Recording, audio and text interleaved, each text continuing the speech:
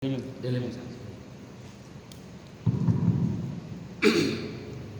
Assalamualaikum warahmatullahi wabarakatuh. Waalaikumsalam. Terangan dapat mana madrasah. Oke. Terangan tak pakai speaker gitu. Tak pakai speaker. Terangan tak pakai speaker. Assalamualaikum. Ini kan terang. Assalamualaikum warahmatullahi wabarakatuh. Waalaikumsalam warahmatullahi. Ini Pak. Nih. Ini sedekah. Biar ada ikut apa-apa. Yang penting dibaca di rumah nanti. Siapa tahu ada manfaatnya. Mungkin terus mungkin belajar. Punten apa? Baca compot dikit-dikit. Terserah. Kita bismillah. Assalamualaikum warahmatullahi wabarakatuh. Alhamdulillahilladzi manna 'alaina bil Islam hatta adkhalana ila daril aman wa daris salam wa syayyada wa qawal Islam bil arkan alladhi huwa arkanul khamsah alladhi qad dzakara al musannif muallif safinatun najah alladhi sa'aqra fi hadzal waqt insyaallah taala. Wassalatu wassalamu ala sayyidil mursalin wa sayyidil anbiya wal khalaiqi ajmain sayyidina wa habibina Muhammadin abil qasimil amin wa ala alihi wa sahabatihi wa qarabatihi wa dzurriyyatihi ajmain. Subhanaka la ilma lana illa ma 'allamtana innaka antal alimul hakim. Rabbi shrah li sadri wa yassir li amri wahlul 'uqdatam min lisani yafqahu qawli.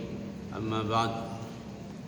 Hadratil mukarramin wal mukarramat wal mustami'in wal mustami'at, segenap anggota pengajian rutin yang dirahmati Allah Subhanahu wa taala. Semoga kita selalu bisa meneruskan kegiatan ini sampai hari kiamat terus menerus. Amin Allahumma amin. Salawatullah wassalamuhu, semoga selalu teralirkan, tercurahkan, tertumpahkan kehadiran baginda Rasulullah Muhammad sallallahu alaihi wasallam, yang kena beliaulah ada pengajian, yang kena beliaulah ada nasihat, yang kena beliaulah ada arahan-arahan untuk menuju kebaikan sampai kita mati, sampai kita meninggal. Tetap mudah-mudahan kita selalu melaksanakan yang namanya thalabul ilmi, menuntut ilmu agama. Amin Allahumma amin. Pengajian kali ini adalah pembacaan kitab Safinatun Najah. Bismillahirrahmanirrahim. Alhamdulillahirabbil alamin wa bihi nasta'inu ala umuri dunya waddin. Wassalatu wassallallahu wasallam ala sayyidina Muhammadin khatamin nabiyyin wa ala alihi wa sahbihi ajma'in. Wala haula wala quwwata illa billahil aliyil azim. Faslun. Sampai di sini kan ya? Sampai faslun. Faslun ini menurut orang pesantren bisa dibaca 3. Faslun, faslan, faslin. Ya, terserah sampean bacanya. Tapi ketika ditanya, kalau dibaca faslin, apa sebabnya? Harus tahu. Faslan, kalau dibaca faslan, kenapa? Ya harus tahu alasan. Kalau tidak tahu alasannya, cukup dibaca satu saja, faslun. Makna faslun ini pesaan, pemisahnya antara masalah yang di depan dan masalah selanjutnya. Arkanul Islami khamsatun. Tining banyak rukun Islam khamsatun pada kala 5. Utawi pira-pira rukun Islam khamsatun iku 5. Ono Jawa ni? Paulu. Wonten Jawa. Oh niki Jawa. Ha. Itu Paulu. Pak Bulu. Pak Ibrahim. Jawa pundi? Mojokerto cedak, Pak. Utawi pira-pira rukun Islam khamsatun iku 5. Adapun rukun-rukun Islam itu ada 5. Jadi rukun Islam ini sedikit sebetulnya. Hanya 5, Pak. Bukan 10. Tapi yang tidak senang Islam atau masuk Islam tapi kurang sreg lah, merasa terlalu banyak, maunya 2 atau 1 gitu ya. Terlalu banyak rukun Islam itu 5, saya mau 1 atau 2 saja ya. Tapi bagi yang namanya masuk Islam secara legowo, tunduk, lega hati ini, ya berapa saja diterima. Yang namanya Islam itu tunduk kan begitu. Saya bahas dari arkan dulu. Arkan ini termasuk lafaz atau kalimat yang majmu', yang bermakna jamak. Makanya maknanya banyak. Adapun beberapa rukun Islam itu ya, utawi piro-piro itu apa? Beberapa. Makanya juga banyak. Kenapa? Karena lafadznya jamak. Mufradnya apa? Ruknun. Dikias ruknun, ruknani, arkanun. Kenapa pakai jamak? Ya karena yang akan dihitung di belakang 5, bukan 1, bukan 2. Makanya pakai lafadz jamak. Secara tatanan bahasa Arab itu sudah benar dan tepat. Jadi kalau seandainya mengatakan kita ruknul Islam ya khamsatun, rukun Islam itu ada 5, itu secara tatanan bahasa Arab itu salah. Karena apa? Yang akan dibahas di belakang, yang akan dibahas ke depan itu adalah jamak 5. 5 itu jamak. Menurut ulama nahwu 3 ke atas itu jamak. Menurut ulama faraid 2 ke atas itu jamak. Ya. Baik, arkanul Islami khamsat. Apa artinya arkan? Arkan itu adalah rukun atau pilar ya, pilar. Jadi pilarnya Islam atau tiangnya yang lengkap itu ada 5. Di mana tiang-tiang yang 5 itu atau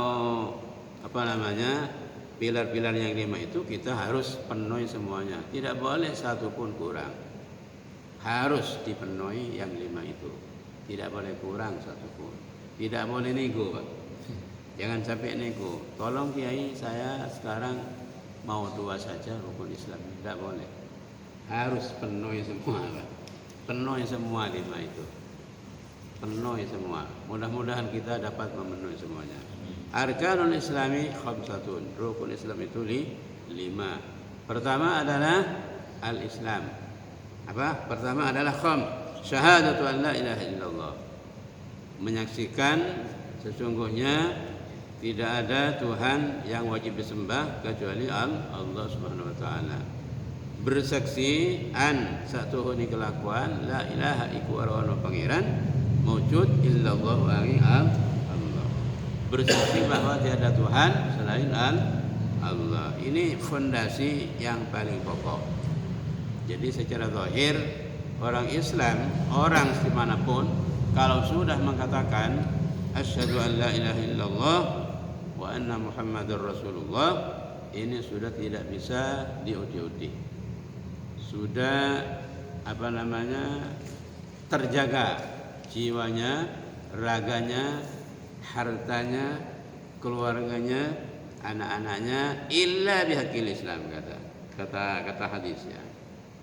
Idza qala ar-rajulu la ilaha illallah faqad asama minni dima'ahum illa bihaqqil Islam. Rawahu Muslim. Kalau orang itu sudah mengatakan la ilaha illallah atau asyhadu an la ilaha illallah, maka semuanya terjaga, maksum. Jiwanya, raganya, hartanya, anak-anaknya semuanya terjaga, tidak boleh diganggu gugat illa bihaqqil Islam, kecuali dengan haknya Islam.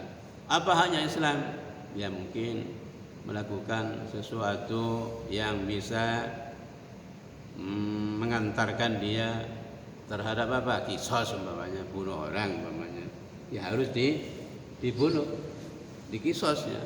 Manakala keluarga yang dibunuh itu tidak memberi ampunan itu, atau memang dia orang tak membunuh orang, tapi dalam Islam orang zina itu tidak boleh.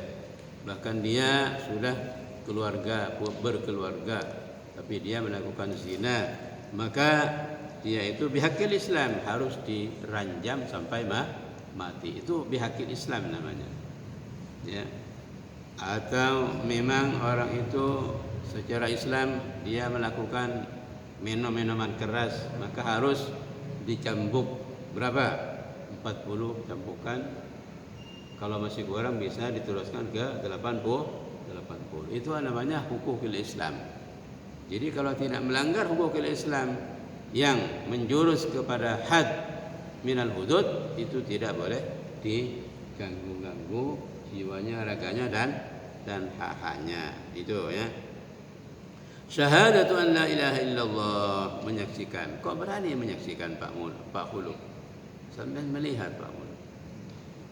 Berani menyaksikan tidak ada Tuhan selain Allah.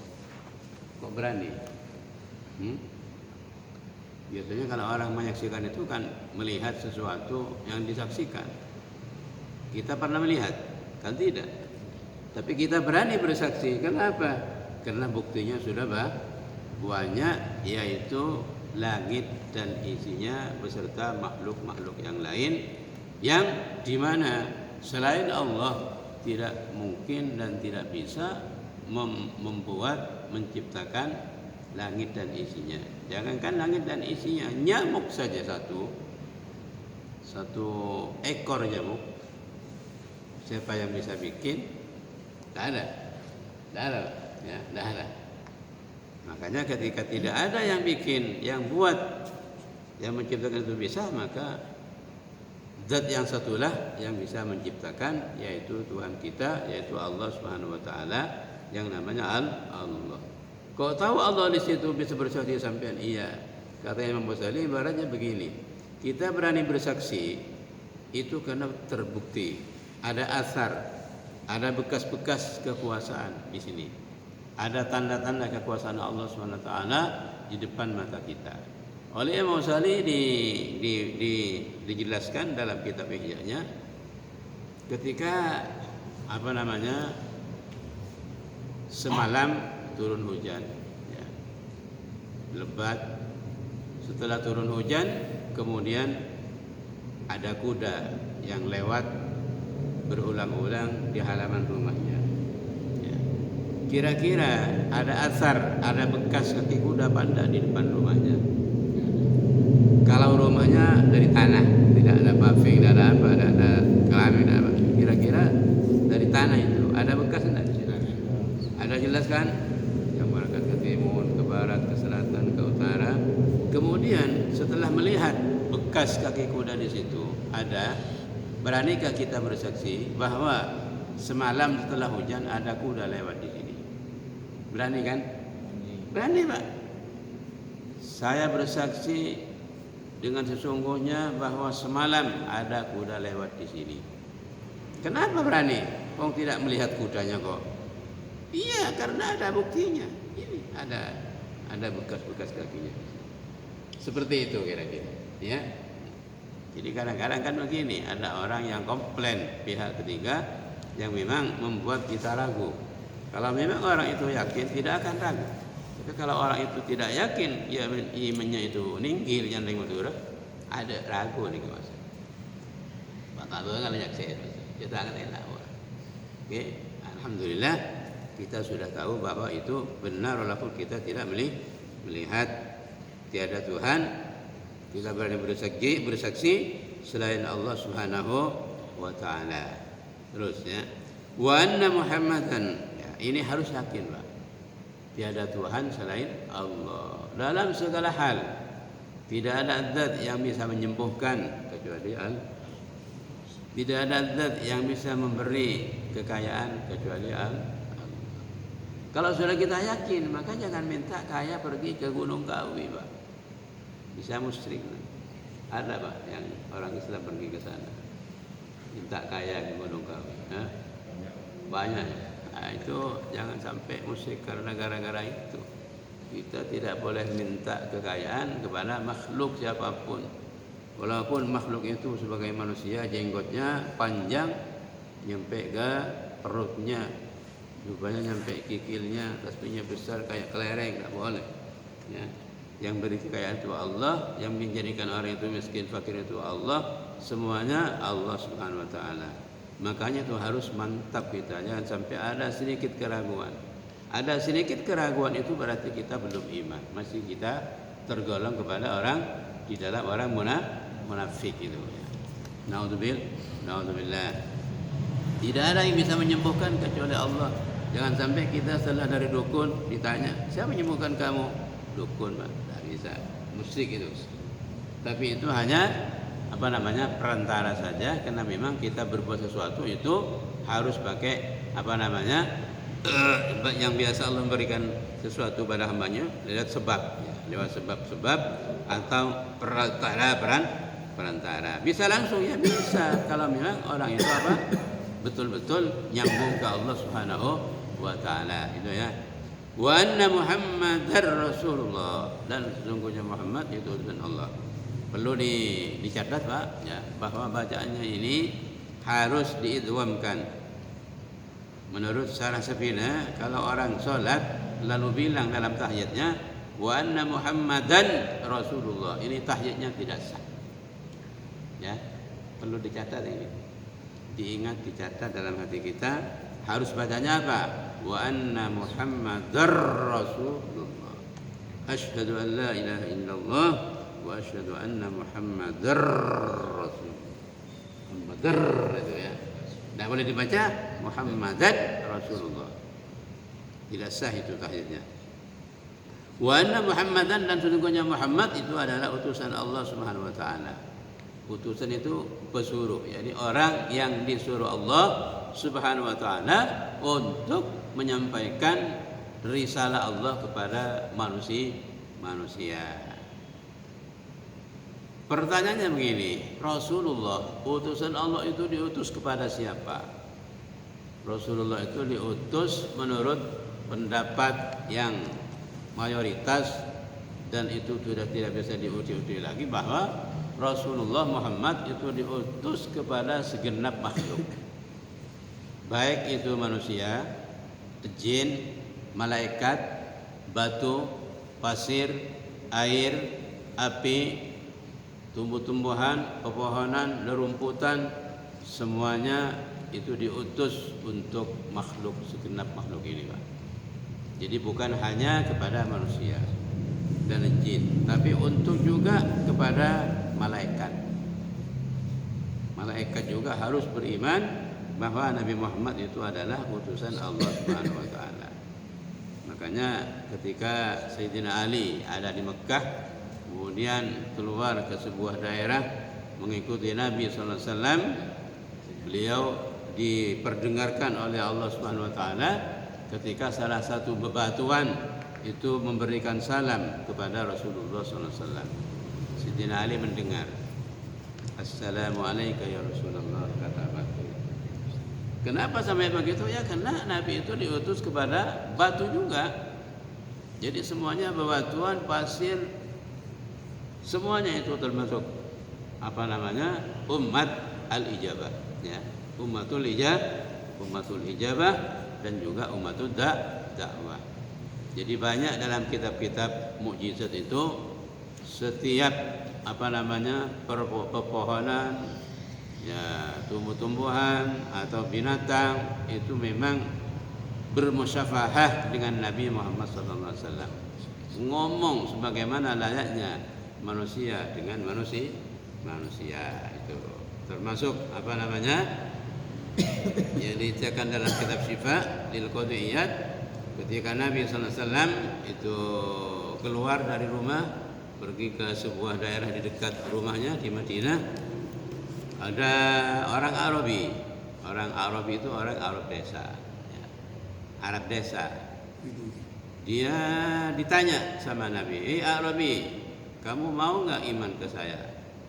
Tidak, Muhammad, saya tidak mau iman kepada kamu, kecuali kamu manggil pohon itu.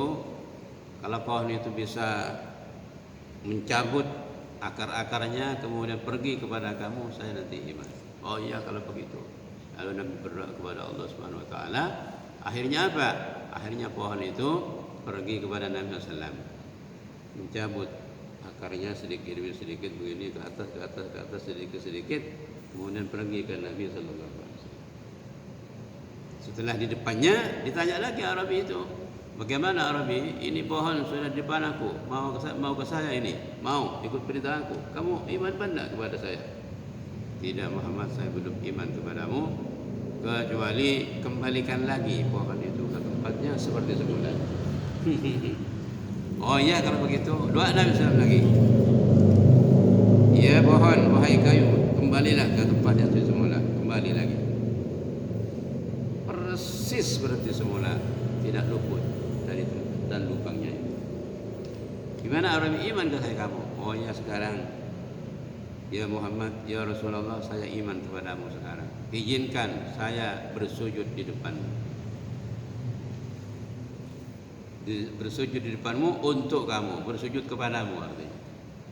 Oh tidak boleh Arabi, tidak boleh orang yang bersujud kepada orang, tidak boleh. Orang sujud kepada orang tidak boleh, orang sujud hanya kepada Allah. Tidak boleh sujud kepada orang.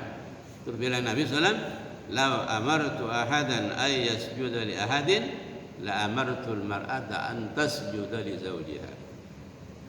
Kalau seandainya saya menyuruh dan memerintah kepada orang sujud kepada orang, maka saya perintahkan orang perempuan, istri itu harus bersujud kepada suami. Tapi karena tidak boleh itu dalam agama Islam tidak boleh, maka seorang istri itu tidak usah sujud kepada suami, tapi hanya taat saja. Terus Arab itu, oh ya kalau begitu, idzanli an uqabbila yadaika wa rijlaika. Izinkan Rasul aku mencium dua tanganmu dan dua kakimu. Fa adzina lahu. Kemudian dia itu memberikan izin. Diciumlah tangannya dan kakinya. Jadi mencium tangan dan dua kaki ini adalah boleh dan itu masyru' boleh. Lebih-lebih orang soleh dicium tangannya kepada gurunya, pada orang tuanya, cium kaki ibunya, tidak apa-apa. Itu memang diperbolehkan. Yang tidak boleh itu sujud kepada orang, itu tidak boleh. Ini disinggung dalam Burda, tahu Burda? Baca Burda. Ja'at li da'watihi al-asyaru sajidatan tamshi ilaihi ala sakim bila qadami. Ada ya? Ada. Ja'at li da'watihi al-asyaru sajidatan tamshi ilaihi ala sakim bila qadami. Ja'at datang ilaihi kepada Nabi al-asjaru pohon-pohonan sajidatan sambil bersujud, yamsi bila qadami dia berjalan tanpa kaki, hanya akarnya yang dia yamsi bila. Jadi inilah namanya suatu contoh dan suatu bukti bahwa Nabi itu tidak diutus hanya kepada umat manusia dan jin dan malaikat, tapi juga diutus kepada sekedar makhluk, di antaranya jin, apa di antaranya pepohonan dan nerumputan atau batu-batuan. Ya. Muhammadur Rasulullah. Kemudian apa sih yang disebut Rasul? Yang bernama Rasul itu siapa? Ar-Rasulu huwa ar-rajulu al-mab'utsu ila an-nasi wal khalqi kaffah liballigha risalatullah ta'ala lahum.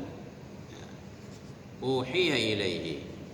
Yang disebut Rasul itu adalah seorang laki-laki yang diberi wahyu oleh Allah Subhanahu wa taala, yang wajib menyampaikan kepada umatnya, kepada manusia dan juga jin, begitu juga malaikat. Itu Rasul. Beda dengan Nabi. Kalau Nabi itu adalah rajulun uhiya ilaihi wa lam yu'mar bi tablighihi ila ummatihi, tidak wajib. Yaitu seorang nabi yang diberi wahyu oleh Allah tapi tidak diperintahkan untuk menyampaikan secara detail keseluruhan kepada umatnya. Itu bedanya. Jadi kalau begitu yang namanya nabi dan rasul itu lebih tinggi rasul. Kullu rasulin fahuwa nabiyyun. Setiap rasul itu pasti nabi. Walaysa kullu nabiyyin rasulan. Dan tidak setiap rasul itu, setiap nabi itu rasul. Tapi kalau sudah Rasul itu pasti Nabi.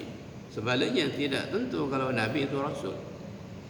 Jadi banyak Nabi-Nabi yang tidak diangkat sebagai Rasul, banyak. Makanya dalam kitab Syarah Sabina itu disebutkan bahwa banyak Nabi itu yang Allah menciptakan Nabi dan diangkat sebagai Nabi itu kurang lebih 124.000. 124.000. Dan itu Nabi-Nabi itu banyak waktu di zaman Nabi Musa oleh Bani Israil itu dibunuh. Alhamdulillah umat Muhammad itu tidak ada yang bunuh Nabi. Alhamdulillah. Paling-paling bunuh sahabat-sahabatnya, sahabat Nabi, tapi tidak membunuh Nabi Muhammad sallallahu alaihi wasallam. Di Bani Israil dulu banyak. Jadi sampai ratusan yang dibunuh itu. Nabi dibunuh oleh orang Bani Israil. Terus ya. Kemudian ya Muhammadur Rasulullah. Kembali lagi ke depan ya, kembali lagi ke depan. Tadi arkanul Islam khamsatun. Rukun-rukun Islam itu ada 5. Pertanyaannya sekarang kan begini, ma huwal Islam? Apa yang disebut Islam itu? Kita orang Islam kadang-kadang tidak tahu yang namanya Islam. Sama dengan orang makan kucur tapi tidak tahu namanya kucur. Ada yang begitu. Bapak yang baju merah makan kucur. Apa yang dimakan Pak? Tak tahu. Pokoknya saya makan enak kan? Nah ini kita orang Islam, tapi kita ditanya apa Islam itu Pak? Tidak tahu. Pokoknya saya Islam lah. Makanya biar tahu ya ngaji begini ini ya. Al-Islam huwal inqiyadu wal khudu'u ila ma amara Allah bihi wa ma nahahu anhu. Itu Islam. Yang disebut Islam secara luwata, secara syar'an, secara syariat itu adalah orang itu tunduk dan patuh kepada apa yang diperintahkan Allah Subhanahu wa taala dan menjauhi kepada apa yang dilarang Allah Subhanahu wa taala. Itu Islam. Jadi itu secara syariat. Al-Islamu syar'an al-inqiyadu wal khudu' ila ma amara Allah bihi wa ma nahahu anhu. Yang disebut Islam secara syariat, secara fikih yaitu tunduk dan patuh kepada apa yang diperintahkan Allah Subhanahu wa taala dan menjauhi segala sesuatu yang dilarang Allah Subhanahu wa taala. Itu Islam. Jadi intinya kalau ada orang patuh terhadap syariat, salatnya tidak pernah bolong. Itu definisinya, Pak. Maka kita harus paham definisi dulu. Biar kalau ada masalah itu bisa memecahkan begitu ya. Kalau begitu definisinya, pertanyaannya ketika ada orang patuh menjalankan perintah Allah Subhanahu wa taala, tidak pernah telat berjamaahnya, baca Quran tiap hari, baca salawat, pegang tasbih dan seterusnya, berjamaah, tapi menjadi apa? Perampok uang negara, menjadi pencopet uang rakyat, menjadi koruptor, menjadi pemabuk, menjadi peminum, menjadi pejudi. Pertanyaannya, apa itu orang Islam hakikatan? Jawabannya tidak, karena itu sudah menyimpang dari definisi yang dibaca tadi. Ya, menyimpang dari definisi yang saya baca tadi, Pak. Yang disebut Islam itu adalah tunduk dan patuh kepada apa yang diberitakan Allah dan patuh untuk menjauhi larangan Allah Subhanahu wa taala. Dia hanya sebelahnya saja yang dipakai, sebelahnya lagi tidak. Maka berarti itu bukan Islam yang hakiki, bukan Islam yang sebenarnya. Atau sebaliknya, Pak. Sebaliknya dia tidak pernah menyakiti orang, tidak pernah merampok uang tetangga, tidak pernah merampok uang negara, tidak pernah mencuri uang rakyat, tidak pernah menyakiti orang lah pokoknya. sama sekali tidak pernah menyakiti orang, tidak ngomongin orang, punya adik sama sekali. Tapi dia tidak sholat, tidak zakat, tidak puasa, loss itu semuanya. Pertanyaannya apa benar Islamnya? Jelas tidak tidak benar. Maka dua-duanya ini harus dilaksanakan semuanya ya secara baik, secara bagus dan cukup masuk standar yang ditentukan Allah Subhanahu wa taala walaupun tidak maksimal. Ya. Baru nanti itu masuk al-Islam. Karena maknanya al-Islam itu secara lughatan itu al-istislam, tunduk. Al-Islam lughatan yang disebut Islam secara lughat, secara segi bahasa itu mutlaqul inqiyad. Jadi tunduk secara mutlak dalam segala segi itu Islam sudah. Baik tunduk terhadap syariat, tunduk terhadap perintah agama, tunduk terhadap undang-undang, tunduk terhadap perintah siapapun, itu secara lughatan itu sudah Islam. Tapi yang saya maksud di sini adalah Islam yang disebut secara syar'i tadi itu. Al-Islam huwal inqiyadu wal khudu' ila ma amara Allah taala bihi wa al-ibtian ila mimma nahaa anhu kulluhu. Itu namanya Islam ya. Kemudian Islam itu artinya hakikatnya tunduk kan, patuh ya. Kemudian syarat-syaratnya tunduk itu wa min syurutil inqiyad wal khudu'. Sebagian dari syarat-syarat inqiyad dan patuh dan khudu' itu ada surut-surutnya. Kurang lebih 5 syaratnya. Kalau 5 itu dipenuhi nanti, maka kita selaku orang Islam insyaallah termasuk di dalamnya, tidak hanya termasuk Islam KTP, tapi termasuk orang muslim yang sebenarnya, yang hakiki, yang melakukan perintah Allah SWT dan menjauhi larangan-larangannya ya. Syaratnya ada 5 Pak. Khamsatun. Pertama adalah ma'rifatul ma'bud. Ma'rifatul ma'budi, mengenal kepada zat yang disembah. Kita salat setiap hari. Tentu dalam salat kita mengatakan iyyaka na'budu, hanya kepadamu aku menyembah. Wa iyyaka nasta'in, dan hanya kepadamu aku minta tolong. Pertanyaannya sekarang, kenalkah sampean kepada zat yang sampean tadi bilang iyyaka na'budu, hanya kepadamu ya Allah aku? Tentu kenal Pak Ki. Siapa yang disembah? Allah Subhanahu wa taala. Yakin? Yakin. Tidak ada keraguan sama sekali, tidak ada. Itu namanya ma'rifatul ma'bud. Dan itu dibuktikan dengan segala apa yang kita ucapkan dalam sholat itu nyambung kepada ma'bud.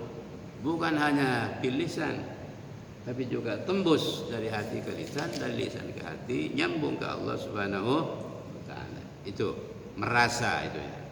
Itu namanya ma'rifatul ma'bud. Karena sudah ma'rifatul ma'bud, kenal kepada zat yang disembah, maka dalam segala hal peribadatan, segala hal yang kaitannya dengan ritual ini tidak akan karena yang lain.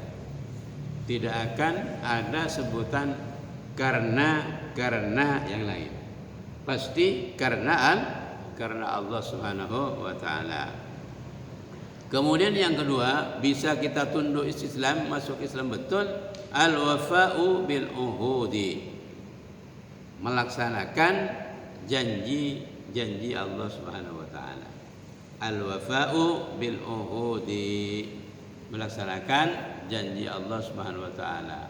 Oleh Allah kita dijanjiin begini, ayo kita laksanakan. Barang siapa sholat berjamaah, maka pahalanya lebih besar daripada sholat sendirian. Berapa? Banyaknya kacanya 27 atau 25. Itu masuk janji Allah Subhanahu wa taala. Laksanakan itu semuanya. Barang siapa sholat Isya berjamaah, maka seperti orang yang bangun setengah malam ibadah. Janji Allah kan melalui Rasulullah. Barang siapa sholat subuh berjamaah, maka dia seakan-akan bangun malam ibadah full penuh satu malam. Kalau berjemaah itu janji-janji Allah Subhanahu wa taala. Itu namanya al-wafa bil uhud gitu ya. Nah, bisa itu melaksanakan insyaallah. Kemudian yang ketiga, al-waqfu 'alal hudud. Berdiri berdiam di atas batas-batas Allah Subhanahu wa taala. Jangan sampai batas-batas Allah Subhanahu wa taala itu dilanggar, diterobos, ditabrak. Rambu-rambu Allah, artinya hudud itu rambu-rambu Allah. Jangan itu ditabrak, diterobos, tidak boleh. Itu al-waqfu 'alal hudud, dia betul-betul memperhatikan apa-apa yang dilarang Allah Subhanahu wa taala dia jauhi. Kenapa? Karena dia sudah ma'rifatul ma'bud tadi, Pak. Karena orang kalau sudah ma'rifatul ma'bud, kenal kepada Tuhan yang disembah, maka secara hakikat dia merasa dilihat Allah Subhanahu wa taala dan merasa melihat Allah Subhanahu wa taala.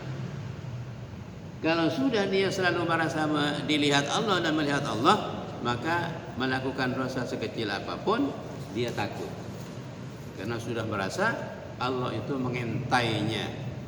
Setiap waktu, setiap detik Allah pasti melihat.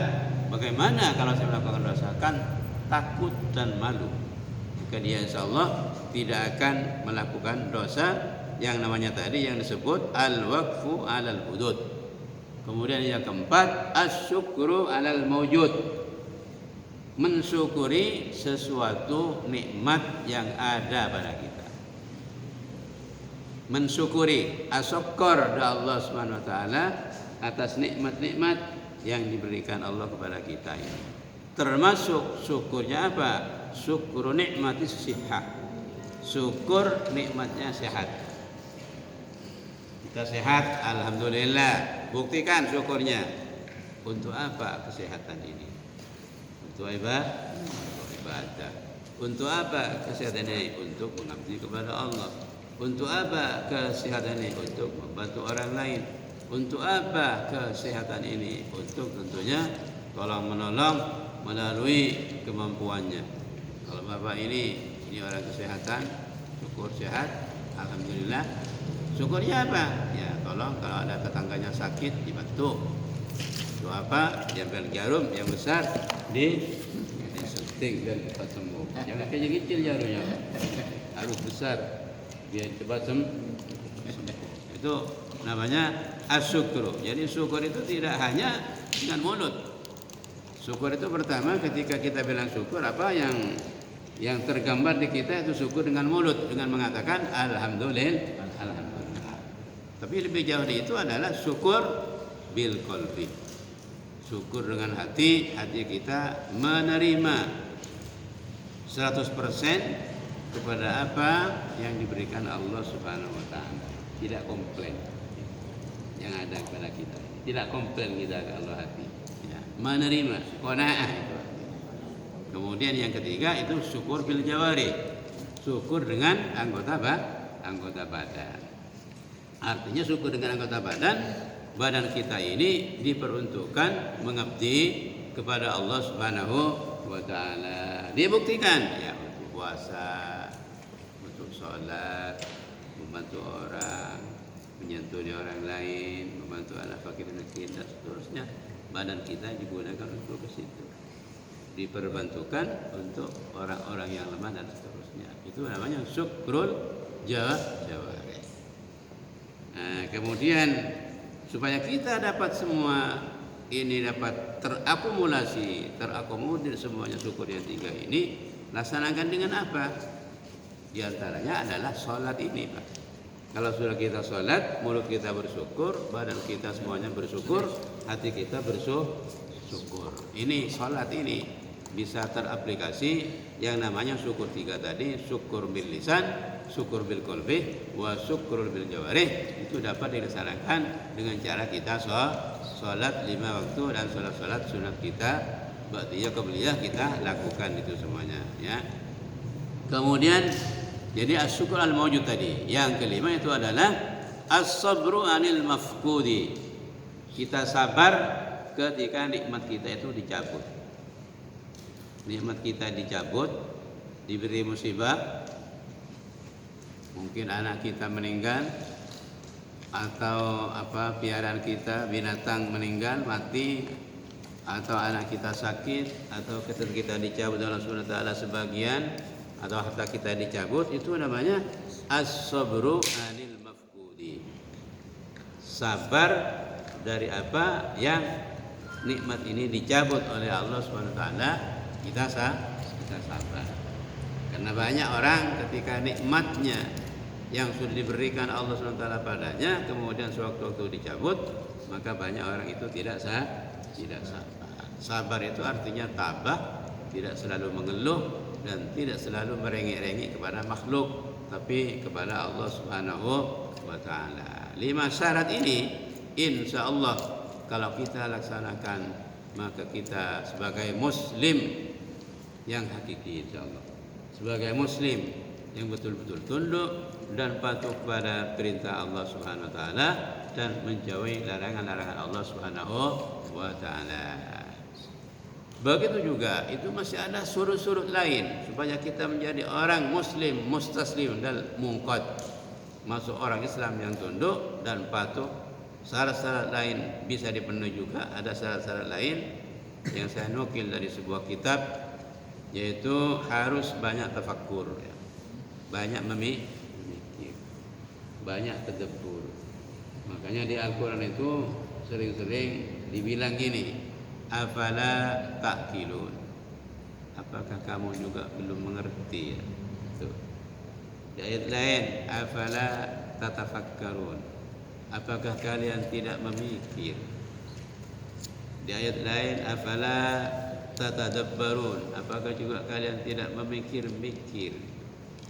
Banyak. Jadi kita artinya dari ayat itu kita disuruh mikir-mikir, ya. Tapi jangan mikir zat Allah Subhanahu wa taala. Yang dipikir apa? Makhluknya ini. Tafakkaru fi khalqillah wala tafakkaru fil khaliqi. Kalian memikir makhluknya Allah, bagaimana dahsyatnya, bagaimana begininya, begitunya, tapi zat Allah itu jangan kita pikir. Berhenti di situ. Kalau sudah kita nyampe ke pemikiran zatullah, kita berhenti, Pak. Tidak boleh. Karena yang lain maturah, mun kita mikir zat Allah taala, tak luka kita itu. Tak kopah kafir. Pada beranya kela yang lain maturah, nyolek burin dalam geluk, keluar boleh tompet. Ini begini. Tahu tompet? Tak kira tahu ni lebaran. Keluar boleh tak? Tidak dalam kela. Walaupun boleh keluar orang boleh. Tak keluar. Colek boleh. Makanya kita ni kan memikir tafakkur fi sunnillah, mikir ciptaan Allah Subhanahu wa taala, wala tatafakkaru fi dzatillah, kita tidak boleh mikir-mikir zat Allah Subhanahu wa taala. Kita yakin kan kita punya Allah? Mesti nanya sampean? Yakin kita punya Allah? Yakin. Sudah di situ, tidak ada komanya, titik ya. Allah berapa? 1. Kok masih tanya berapa? Itu berarti tidak. Makanya disebutkan dalam kitab Syarah Aqidatul Awam, di sini disebutkan man salimah qalbuhu an arba'in kamulah imanuhu. Barang siapa yang selamat hatinya dari 4 kalimat, maka sempurna imannya. Pertama adalah min aina, dari kalimat aina. Kamu percaya Allah ya? Oh percaya saya. Tapi tolonglah, di mana Allah itu ya? Berarti dia belum sempurna, belum yakin, masih ragu, masih tanya tempat Kalau Allah ada tempatnya, itu namanya bukan khalik, tapi makhluk. Ya, kalau kita belajar akidah itu harus yakin. Jadi Allah itu tidak ada tempatnya. Tak di atas, tak di bawah, tak di barat, tak di utara, tak di laut, tak di darat. Ya, itu harus yakin, Pak. Harus yakin itu. Jangan ragu-ragu lagi. Jadi begitu kita Allah ada, iya ada. Tidak usah tanya lagi. Titik sudah ada korban. Selamat hatinya dari pertanyaan Aina Allah, di mana Allah. Yang kedua, selamat hatinya mingkam, dari kalimat kam. Berapa? Kamu percaya Allah, Pak? Oh, percaya. Yakin saya. Tapi tolong. Berapa Allah itu? 2 apa 3 kalau? Titik itu sudah. Yang keempat, yang ketiga itu adalah selamat min kaifah, dari kata-kata kaifah. Kaifah itu bagaimana? Percaya kamu bahwa percaya sama Allah. Tapi tolong, saya tanya dulu. Bagaimana adanya Allah itu? Berdiri atau duduk atau bergantung di langit atau nah itu ya. Kalau sudah itu aman ya, tidak tanya-tanya lagi, insyaallah kamula imanuhu, sempurna imannya. Yang keempat itu min mata, dari kalimat mata. Mata itu kapan? Bapak baju merah percaya ada Allah? Percaya ada? Percaya. Masih komplain dia. Tapi tolong kayak jelaskan kapan adanya Allah? Tahun berapa, tanggal berapa?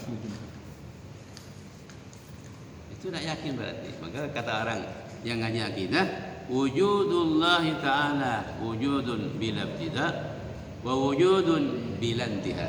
Itu ya. Wujudullahi subhanahu wa ta'ala wujudun bila ibtida wa wujudun bila intiha. Adanya Allah subhanahu wa ta'ala itu adalah ada tanpa awalan, tanpa permulaan, dan tanpa akhiran. Ada. Jadi Allah tidak bisa ditanya dengan kalimat mata. Kapan Allah itu ada? Tidak bisa. Jadi kalau sampai percaya sudah titik, jangan tanya-tanya lagi. Tanggal berapa Allah? Berapa? Berarti Allah lahir kalau begitu. Manusia.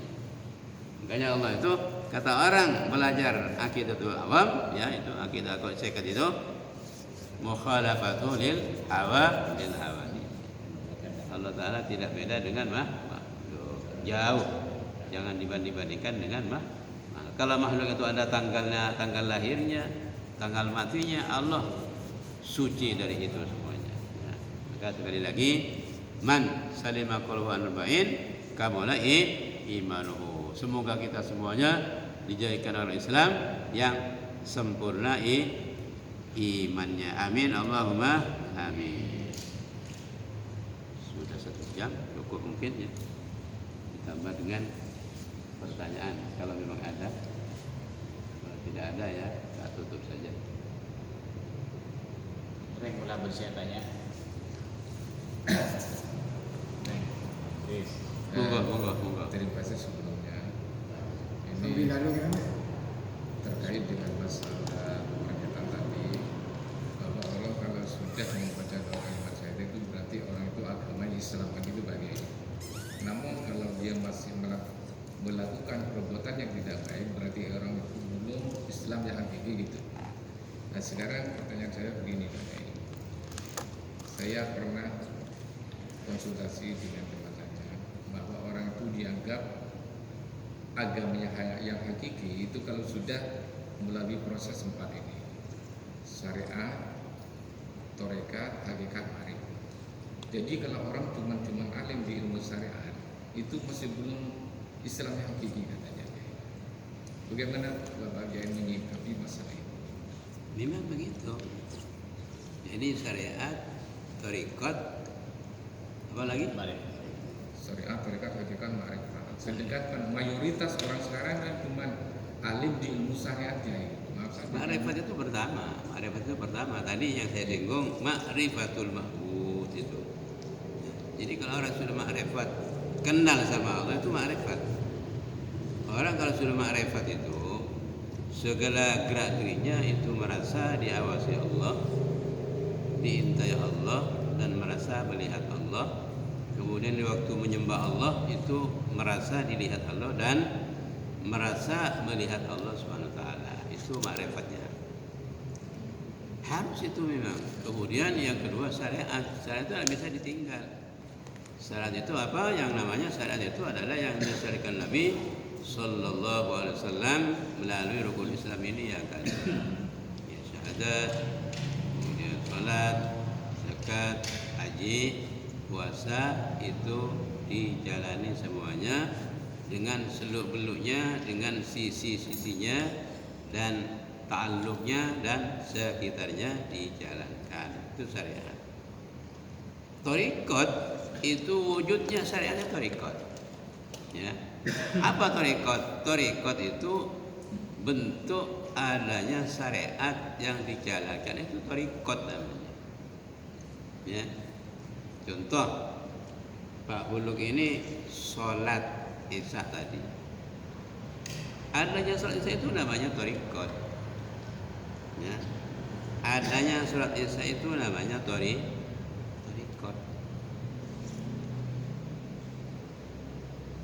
Thariqat apa itu? Thariqat yang wajib. Begitu juga ada thariqat yang sunnah.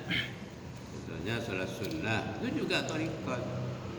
Adanya sholat sunnah itu thariqat. Melaksanakan sholat fardu itu namanya syariat. Bentuk melaksanakannya itu namanya syariat. Jadi barangnya yang dilakukan itu namanya thariqat. Kalau kita bandingkan kepada tanaman begini. Kalau kita nanam padi, untuk kita menjadi orang yang bisa mumpuni dalam bidang pertanian, dalam bidang pangan, kita tidak usah minta-minta. Jadi menanamnya kita itu namanya itu thariqat.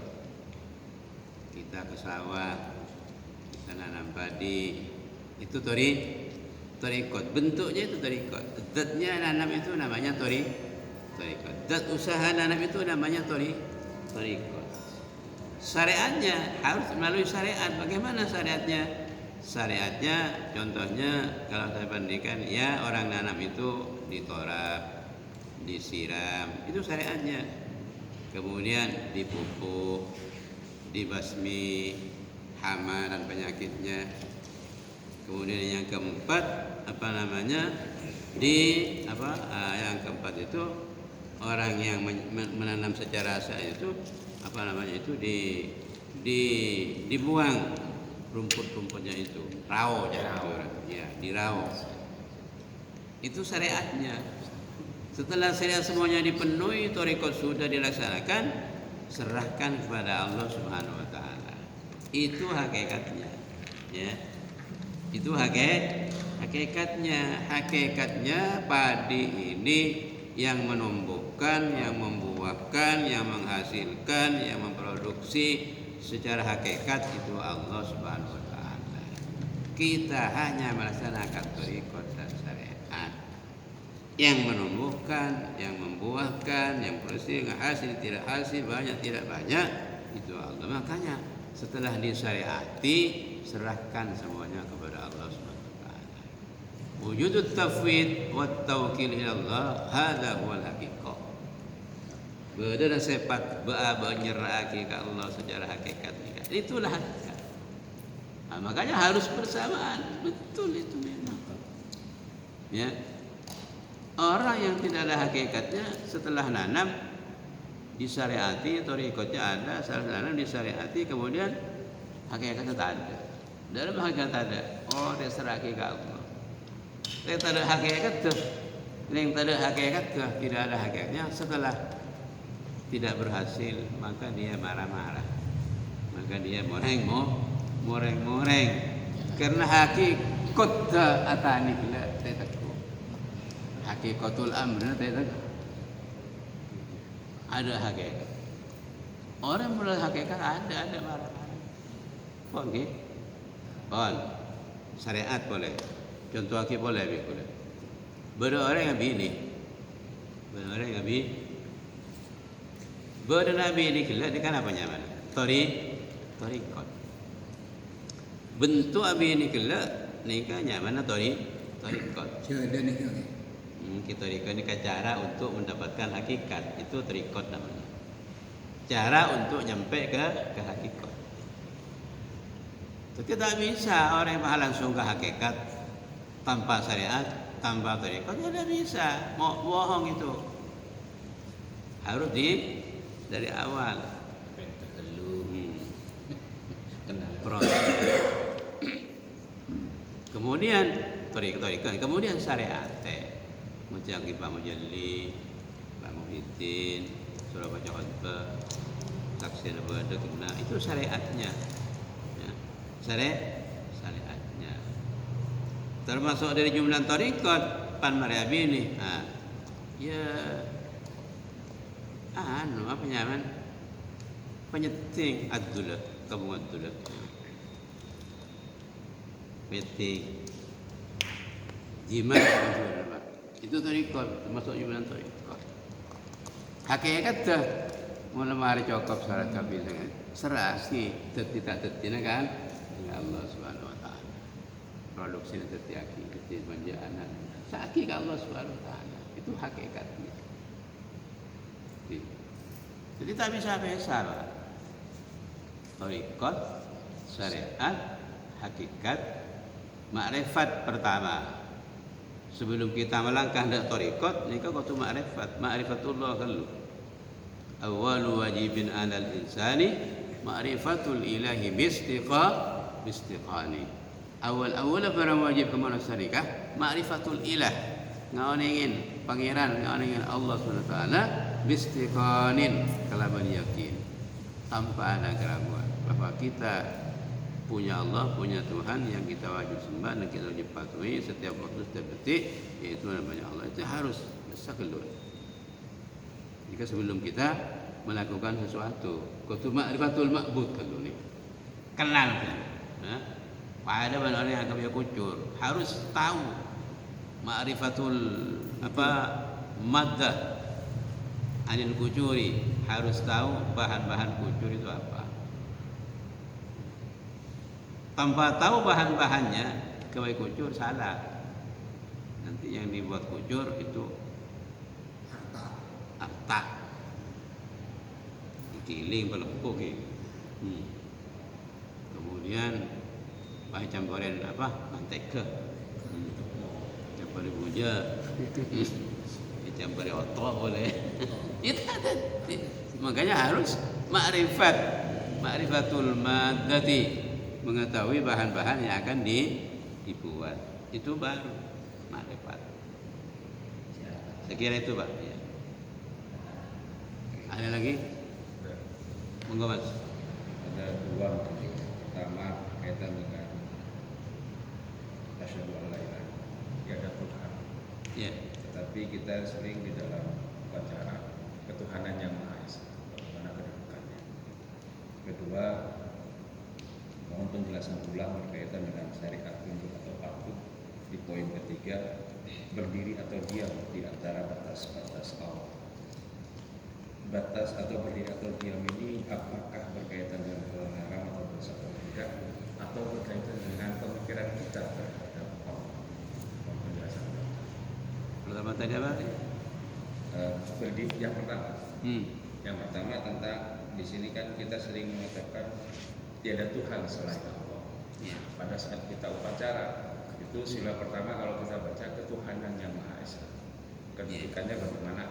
Begini Pak, ketuhanan yang Maha Esa itu juga la ilaha illallah juga. Ya. Jadi begitu kita menyebut sila pertama itu adalah ketuhanan yang Maha Esa, itu sama dengan la ilaha illallah.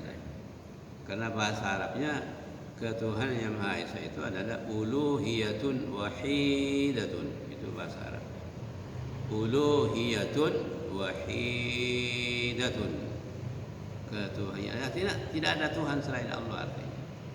Ya, makanya Maha Esa, Maha Tunggal, Maha Bersih, Maha jauh dari syirik dan seterusnya. Sama dengan la ilaha illallah. Cuma itu disebutkan kata orang ngaji di pesantren itu masdarnya yang dikedepankan. Masdarnya itu yang dikedepankan. Jadi intinya sama dengan mengatakan la ilaha illallah. Tapi itu bahasa politik sebetulnya. Kalau dulu waktu kita mendirikan negara, para ulama, terutamanya di NU dan Muhammadiyah, langsung dengan sila pertama la ilaha illallah ini tidak akan diterima oleh kelompok-kelompok non muslim. Maka dengan siasat pakai ketuhanan, sila pertama adalah ketuhanan yang Maha Esa. Kalau seandainya sila pertama adalah la ilaha illallah, seluruh menolak non muslim. Iya Pak ya. Jadi intinya ini substansinya sama. Hanya perbedaannya apa? Redaksinya saja. Redaksional itu. Kata orang ngaji di pondok, wal khulfu lafdhiyun. Jadi hanya redaksinya saja yang beda. Tapi substansinya satu. Jelas Pak ya? Yang kedua Pak tadi? Berkaitan dengan syarat tunduk atau patuh di bagian ketiga, berdiri atau berdiam di antara. Itu di semua Pak, di semua pemikiran, penampilan, pelaksanaan, yang kegiatan, semua di situ. Harus kita berdiri, berdiam, artinya berdiam itu berdiri artinya di situ, berada di rambu-rambu Allah Subhanahu wa taala. Tidak menabrak, tidak menerobos, tidak menyimpang dari rambu-rambu Allah Subhanahu wa taala. Di keseluruhan pemikirannya juga. Makanya ketika orang itu berpikir dalam Islam ini jangan sampai berpikir secara liberal. Rusak. Artinya pemikiran kita harus dibatasi, maksudnya di situ. Tidak boleh kita ini berpikir dalam Islam ini secara liberal, bebas tanpa kendali.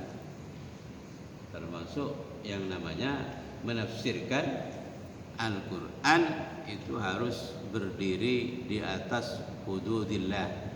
Ada rambu-rambu yang memang dijelaskan oleh Nabi Muhammad SAW dulu, kemudian dijabarkan oleh para sahabat dan tabi'in dan para ulama, dan nyampailah kepada kita. Kita boleh berijtihad menafsirkan Al-Quran, tapi pakai rambu-rambu yang sudah dibatasi, dihudud oleh para ulama-ulama kita. Jadi tidak boleh kita nyelonong berpikir itu. Ya. Kalau berpikir itu bebas, betul bebas, tapi ada rambu-rambunya di situ. Ya. Makanya kalau bebas nanti terus begini, oh ini karena zamannya sudah begini, maka saya kira kata orang itu Al-Quran ini kurang relevan sekarang. Ini harus direvisi. Rusak kan? Sudah ada yang seperti itu. Dengar apa jadi ya? Iya. Orang Islam. Bahkan dari orang NU itu yang begitu. Al-Quran harus direvisi. Kenapa? Karena tidak sesuai, tidak cocok dengan pemikiran dia, sehingga dia bilang Al-Quran harus direvisi. Makanya di sini tadi al-hudud, al-waqifu, al-waqfu alal hudud. Baik dalam pelaksanaan ritual, spiritual, dan juga pemikirannya harus dibatasi oleh rambu-rambu. Ada lagi? Ada ya. Belum. Sudah Pak ya? Ada ya. Monggo. Di luar daripada penjelasan. Misalkan masjid ini Kiai dibuat merayakan hari ulang tahun. Misalkan istri saya misalkan ulang tahun di situ. Ya ada ngajinya, ada pengajiannya, ada nyanyi-nyanyinya. Gimana hukumnya Kiai? Sebaiknya dihindari saja. Dihindari. Karena yang namanya ulang tahun itu tidak ada dalam syariat. Tidak syar'i, tidak ada. Ya. Karena intinya al-masjidu yubna lil ibadah wa ma syakalaha. Masjid itu dibina untuk tempat ibadah dan segala sesuatu yang berhubungan dengan ibadah. Kalau misalkan di Polres kita menolak misalnya buka Polres ya kan tidak bisa Kiai. Apa yang kita lakukan? Lari kita sembunyi. Tasih. Ya, mungkin usul saja kepada MUI secara resmi, nanti MUI akan mengeluarkan fatwa. mengeluarkan tulisan-tulisan nanti rambu-rambu di situ. Makanya ini kaidahnya juga dengan rambu-rambu, dengan hudud tadi. Ya. Makanya masjid ini tidak boleh dibuat untuk ngomong-ngomong masalah keduniaan. Tidak boleh. Makanya di kitab Bidayatul Hidayah, kitab kecil, itu dijelaskan di sana, kalau kalian semua melihat orang menyiarkan sesuatu yang hilang di masjid, doakan mudah-mudahan tidak ketemu barang yang hilang. Yang kedua, kalau kalian melihat orang yang jual barang di masjid, doakan mudah-mudahan barang yang dijual tidak laku, walaupun laku walau tidak untung, mudah-mudahan rugi. Dua hal itu boleh kita doa jelek, dan itu diperintah. Itu di mana? Di masjid. Ya. Silakan di depan masjid saja, ada apa-apa di halaman itu ulang tahun. Nyanyi ada apa-apa. Mungkin ada tambahan Pak Guru. Ya. Ya Pak, sudah banyak? Cukup Pak? Mungkin teori itu ada nyambung ke Pak Guru gitu. Kaitannya kalau di dalam masjid itu ada lagu-lagu Indonesia Raya gitu. Apa diperbolehkan Indonesia dengan apa? Dengan apa namanya? Dirijennya itu Indonesia tanah air itu di dalam masjid itu maksudnya. Kalau Indonesia Raya itu insya Allah boleh, insya Allah. Ya. Tapi jangan sampai geraknya itu seperti orang joget-joget. Kalau anunya itu yang Iya, kurang-kurang etis lah. Ya. Masjid ini orang khutbah saja tidak boleh tuting-tuting gini. Tidak boleh orang khutbah itu. Makanya kalau orang khutbah saya diam gitu. Gini. Orang khutbah saja tidak boleh gini di atas mimbar. Apalagi Indonesia Raya.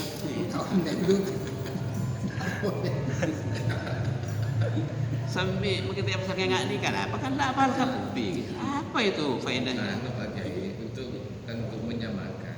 Sebenarnya dirijen ini untuk menyamakan suara biar sama. Ya sudah Pak, paham semua. Sudah masa mulai raja bahasa Indonesia Raya tak paham Torah.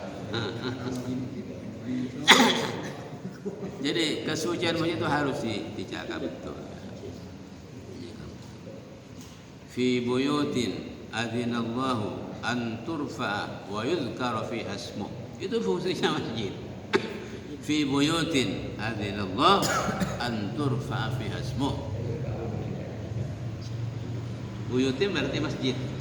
Diizin oleh Allah untuk diagungkan namanya, diangkat nama-nama asma'nya diangkat. Tapi kalau akan nikah enggak.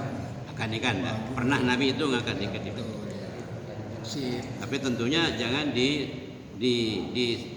disertai dengan tabu-tabuhan yang tidak boleh. Takut di polis ada masjid seperti itu nanti. Sudah mau dipindah itu Pak. Polres sampai itu Kapolres sampai mau dipindah. Sudah. Iya. Sudah tidak. Saya baca. Makanya nanti doanya kemarin. Ini bilang ke saya ngadu. Ya sudah mudah cepat dipindah. Jelas saya baca. Ada deretan dipindah. Tak sinkron sama Kapolres.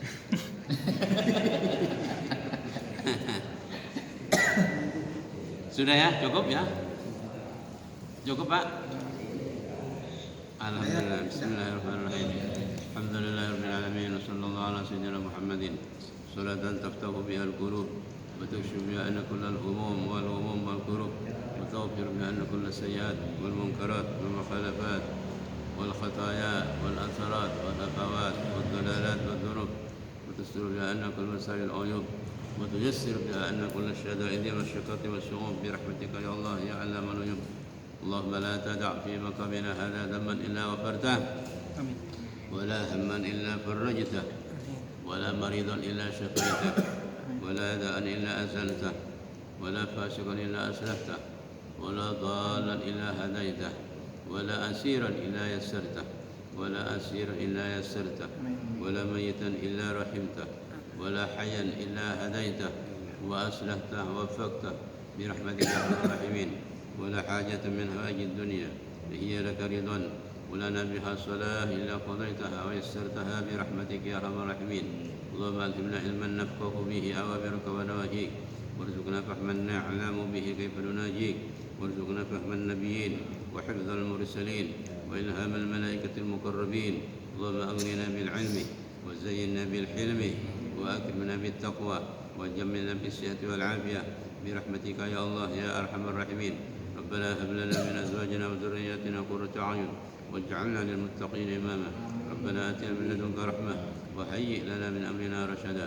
ربنا أصلح لنا كل شؤون وأقر بالرضا منك العيون، واقض عنا ربنا كل التبعات والديون، وبلا تأتينا رسل المنون برحمتك يا أرحم الراحمين. ربنا آتنا في الدنيا حسنة وفي الآخرة حسنة وقنا عذاب النار، وادخلنا الجنة مع الأبرار، واحشرنا في زمرة الأبرار، واحينا حياة الأبرار، وتوفنا وفاة الأبرار ومع الأبرار برحمتك يا عزيز يا غفار. وصلى الله على سيدنا محمد النبي المختار. سبحان ربك رب العزة عما يصفون وسلام على المرسلين والحمد لله رب العالمين. تقبل الله بحرمة الفاتحة. بسم الله الرحمن الرحيم. الحمد لله رب العالمين الرحمن الرحيم مالك يوم الدين. إياك نعبد وإياك نستعين صراط المستقيم صراط الذين أنعمت عليهم غير المغضوب عليهم ولا الضالين. Demikian yang bisa saya sampaikan, kurang lebihnya mohon maaf. Wassalamualaikum warahmatullahi wabarakatuh. Itu buku nanti dibaca-baca di rumah. Kalau mau wiridan itu bisa ya. Nanti kalau ada yang kurang paham bisa dibawa kemari, bisa ditanyakan. Kalau sampai mau wiridan itu langsung nanti kalau itu dilakukan, insya Allah jika amalnya ditimbang maka amal baiknya positif lebih banyak dari buruknya, langsung nyelonong masuk surga. Makanya namanya itu Tadkhilul Mizan. Mungkin yang kurang paham harokatnya ya. Harokat